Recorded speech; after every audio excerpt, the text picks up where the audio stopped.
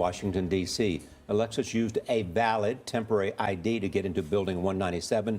Police eventually shot and killed him. FBI agents later found a note. Alexis claimed that ultra-low frequency waves attacked him for months.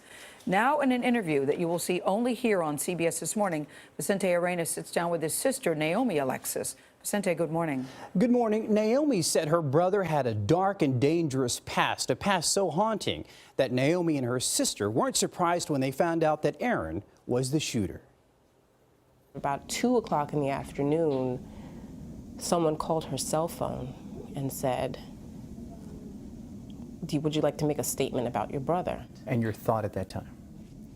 I Googled his name and saw that it was him.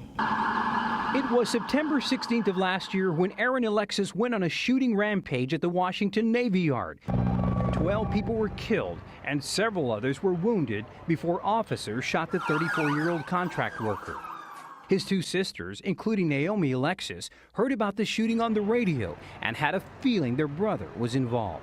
There was a report of an assailant, and I think it was a 6-foot African-American male, and my sister and I were at home together at that point, and she said it would be crazy if that was Aaron.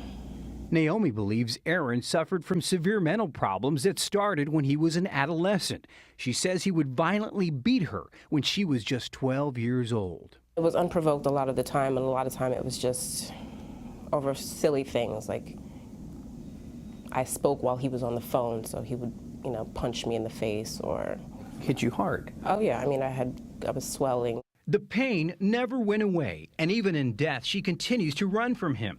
After the shooting, she moved from New York and has asked us not to mention where she lives now. This is the first time she's spoken at length about the shooting and her brother. I don't want to cast blame. I mean, there are so many instances where this could have been addressed. On the barrel of the shotgun that was recovered, these words were written, "End the torment." What do you think he was trying to do that day?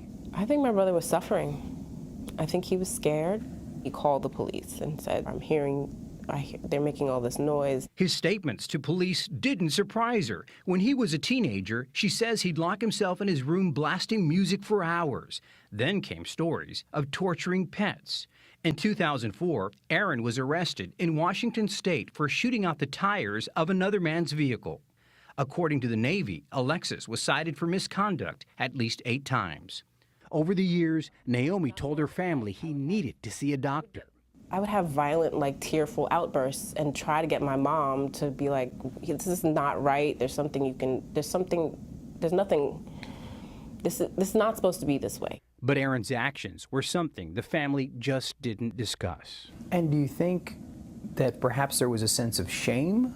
I think absolutely there was a sense of shame, or maybe helplessness, like they didn't know what to do, they didn't know how to address the situation without, labeling my brother mentally ill. Naomi is telling her story, hoping families who have similar problems